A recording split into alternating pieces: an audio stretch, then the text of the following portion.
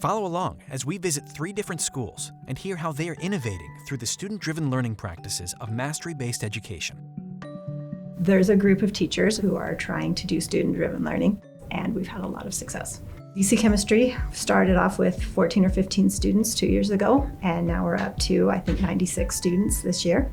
We've had to hire a whole nother teacher. He is now teaching AP Chemistry for the first time ever in the history of Hillcrest because kids have decided they are into science.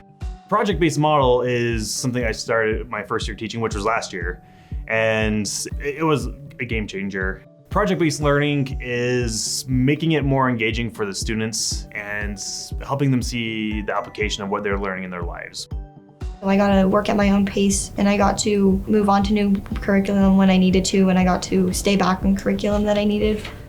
It's not just learning it, it's knowing it. I've learned how to learn, and I've learned that school is actually something important to me.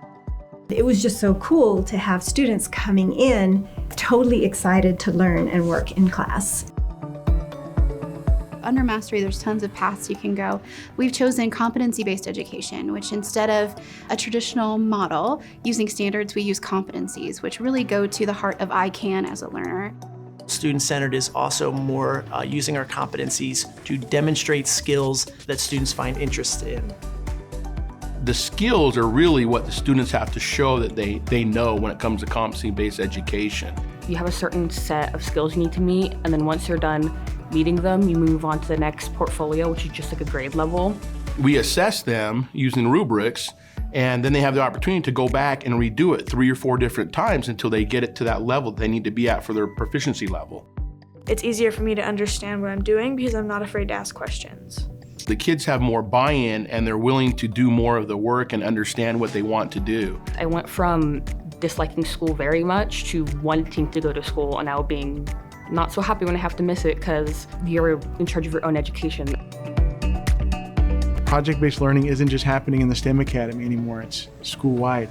An empowered learner at Columbia High School, and especially FHLA, that we're talking about, they've been given a voice.